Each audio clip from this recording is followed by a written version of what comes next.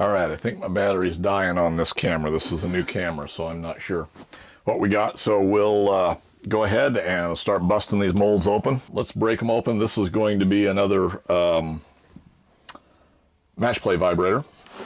So we should be able just to slide it over here like this.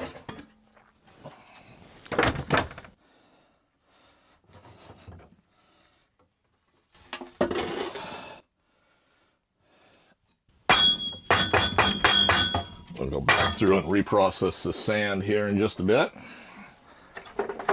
There's no sense in us sitting and watching that.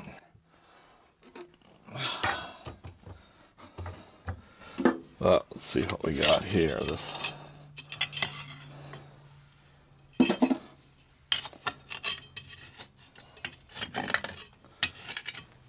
Yeah, in green sand this seems to work real well instead of having to do a baked core for this. Looks to be real happy with this.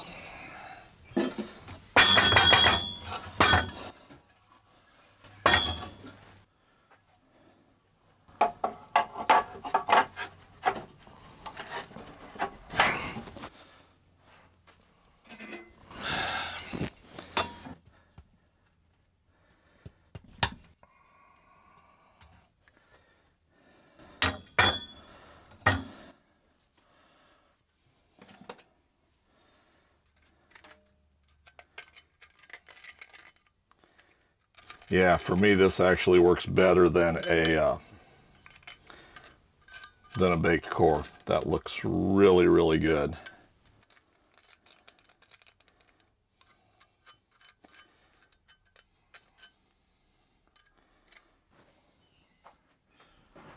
So that's the way they look. That's the inside. We got our race. That's a presentable finish there. There's the other side. Yeah, we got a little shrinkage here, but that's where we drill that anyway. So I haven't been concerned about that at all. You know, in the future, I may put a vent right there, but that looks good. So yeah, it's just shop furniture. You know, it doesn't have to be perfect as long as it works. And I don't know. I don't know how many of these I've got cast now, but it was well worth taking the time to make a set of patterns and a match plate for it. So that's that one. Now, this next one is one I've not cast before. Actually, I threw one extra one in on top too that I did off camera while I was waiting for everything to heat up. I'll show you that one in a minute. We'll see how it came out. This is for the Atlas Shaper. These are the electrical box mounting setups for them.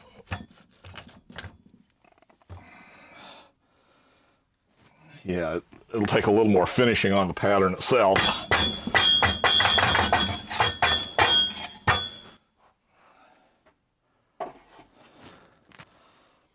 I can see some places where I doweled it onto the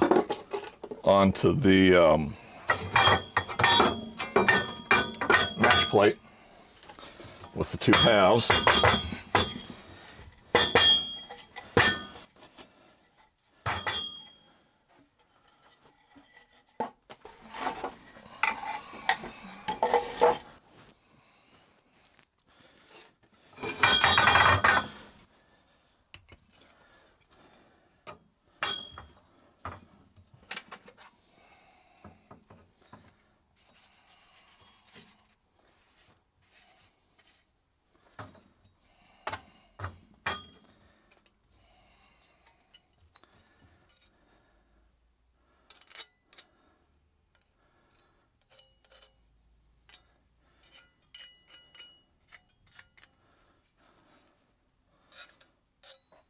Yeah, you can see on the back side where I've doweled it onto the match plate.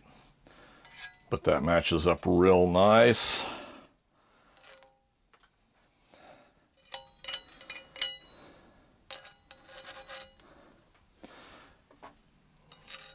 We've got our numbers on there. Those came out really, really good. I don't know if that's going to show up on camera or not. And we'll lose a little bit of that when we, there's our part number right there. Yeah, those are S7302Gs, and that's pretty close to the way they did them originally. So I'm going to call that a success. I'll work that pattern just a little bit more and smooth it up a little bit. And that one's ready for a little machining, and I'll show you those when we get them finished out.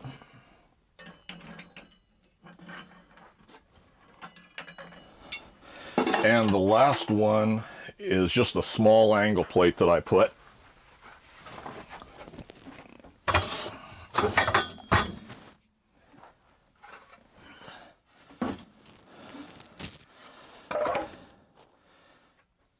And I just rammed this one loose. I don't know how.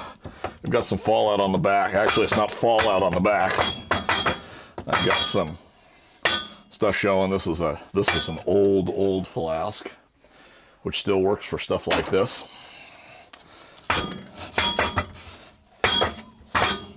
little quick and dirty, fairly small flask, so it doesn't take a tremendous amount of sand to do little ones like this.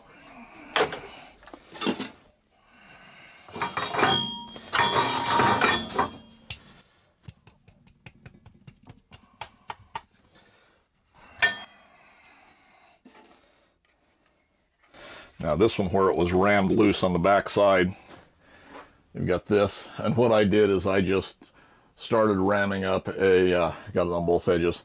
I started ramming up the bottom part of it, and then I set this down in, and then I just packed in around on both edges. I cast it in that orientation right there with the V down.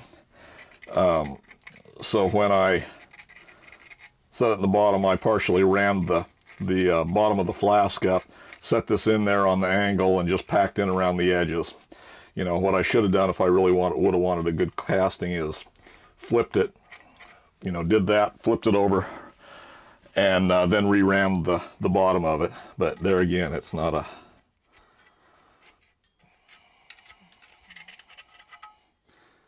I think this is the first time I've cast this pattern. I did up several of these little angle plates patterns in different sizes and different configurations, just to be using on the smaller machines like the Atlas mill and the Atlas shaper, and they'll actually be appropriate for the Grizzly for small stuff. But yeah, that'll clean up real nice. And it has my little hillsgun name in the bottom. I don't know how well that'll show up for you. But right there in that bottom, we've got hillsgun there.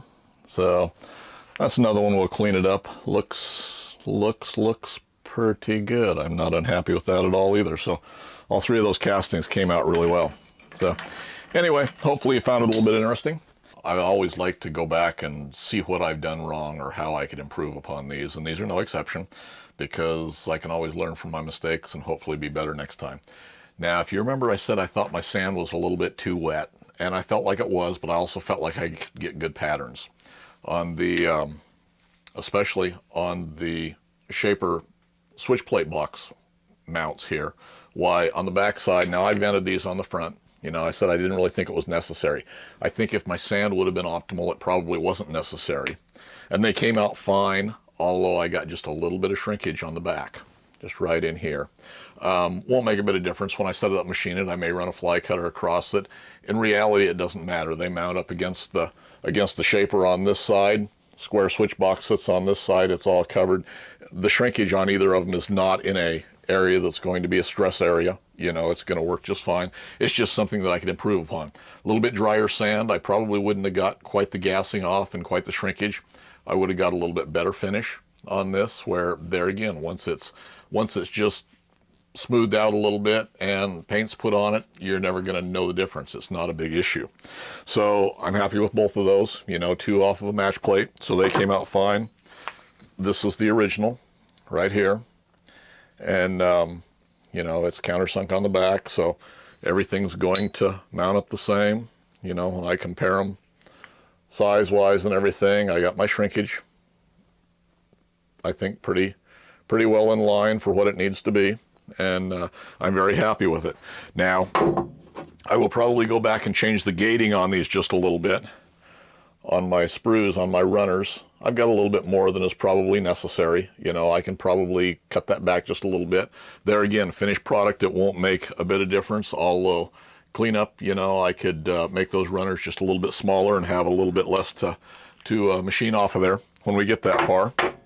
The other thing was the match play vibrators, and I built this pattern years ago. I don't know, this is probably 10 years old, I'm guessing, 8 or 10 years, something like that. And consequently, when I set it down in there, and we talked about it earlier, that core set up just a little bit into the upper portion. So there again, a little bit of flashing there, going to be a little bit of cleanup to go there.